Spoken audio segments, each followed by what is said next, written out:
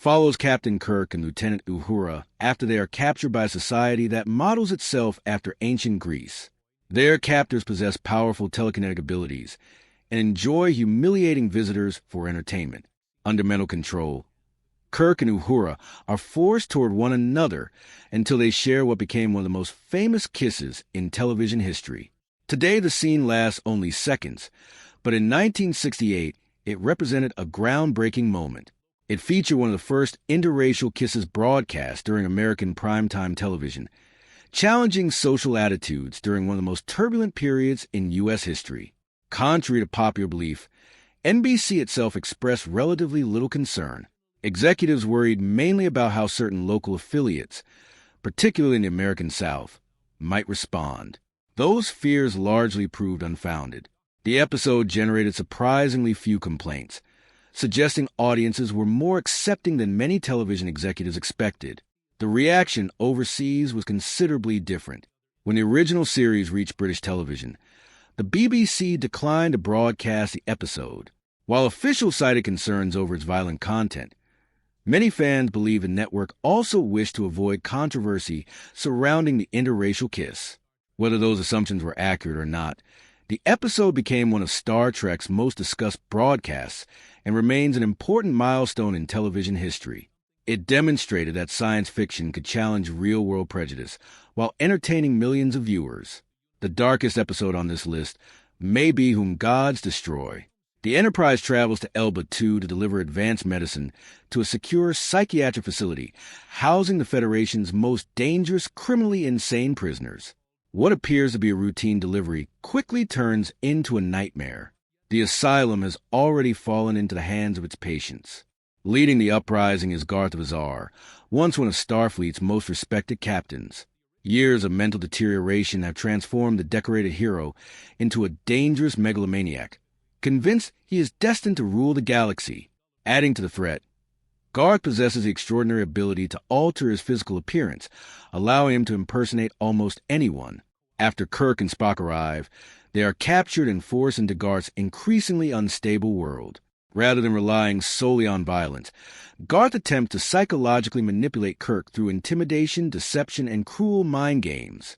His unpredictable behavior becomes even more disturbing as he murders another inmate simply to demonstrate his authority.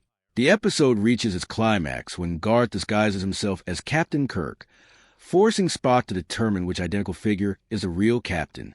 Using logic rather than emotion, Spock exposes the imposter and restores order before Garth can seize the Enterprise. Despite its relatively modest special effects, the episode's themes of insanity, torture, manipulation, and identity proved too unsettling for some broadcasters. The BBC considered it inappropriate for younger audiences and excluded it from regular broadcasts for years. These 3 episodes showed that Star Trek was willing to venture into territory many television series avoided. Whether exploring disease, racial equality, or psychological horror, the franchise consistently challenged audiences to confront uncomfortable ideas. Those risks helped establish Star Trek as more than simple entertainment. They transformed it into one of. For nearly 6 decades, Star Trek has inspired audiences with its optimistic vision of the future. It has explored strange new worlds, introduced unforgettable characters, and tackled some of humanity's biggest questions. But not every adventure aboard the USS Enterprise was embraced by television executives or broadcasting authorities. Some episodes pushed social, psychological, and moral boundaries so far that they were restricted, heavily edited, or even removed from television schedules in several countries. These weren't ordinary episodes. They dealt with disturbing themes, controversial social issues, and graphic scenes that many broadcasters believed were inappropriate for family audiences. Decades later, these stories remain among the franchise's most debated installments. Let's explore some of the most controversial Star Trek episodes ever produced. One of the earliest examples of Star Trek pushing viewers outside their comfort zone came in the original series Episode Miri. What begins as a simple rescue mission quickly develops into one of the show's most unsettling stories. After receiving a mysterious distress signal, the Enterprise discovers a planet that appears almost identical to Earth. Captain Kirk leads a landing party consisting of Spock, Dr. McCoy, Janice Rand, and several security officers into what looks like an abandoned suburban neighborhood frozen in time. The silence is eerie. Streets are empty, homes untouched, and there is no sign of adult life. Their investigation takes a frightening turn when they encounter a severely diseased man who attacks them before collapsing and dying moments later. Soon afterward, they meet a frightened young girl named Miri, who refers to adults as grups. She explains that every grown-up on the planet became violent, lost their sanity, and eventually died from a mysterious illness. The children survived, but not without consequences. Before long, Kirk's team notices purple lesions developing on their own bodies. The disease has infected them as well. Searching through abandoned laboratories, Dr. McCoy uncovers a horrifying truth. Scientists had attempted to develop a treatment that would dramatically extend human life. Instead, the experiment unleashed a deadly plague. The surviving children are not ordinary youngsters at all. Although they appear to be around 12 years old, they are actually more than 3 centuries old. They age so slowly that only a single month passes physically every 100 years, leaving them trapped forever with the emotions and judgment of children. As McCoy races to create a cure before the crew dies, fear spreads among the children.